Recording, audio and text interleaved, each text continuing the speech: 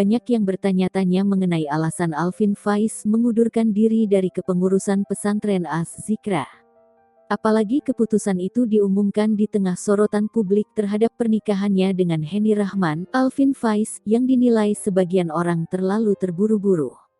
Ada pihak yang menyayangkan keputusan tersebut, mengingat alasan yang disampaikan Alvin Faiz ternyata lebih ke masalah pribadi.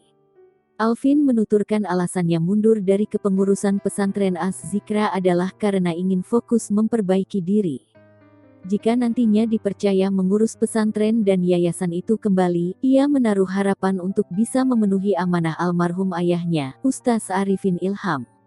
Tak hanya itu, Alvin Faiz juga menyampaikan ucapan maaf kepada mantan istrinya, Larissa Chow, setelah pernikahannya dengan Henny Rahman sukses membuat heboh publik.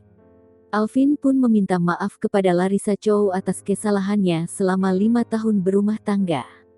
Ia juga merasa selama 5 tahun ini belum menjadi sosok ayah yang baik bagi Yusuf. Selain itu, Alvin mewakili keluarga besarnya juga meminta maaf pada Larissa Chow dan keluarganya.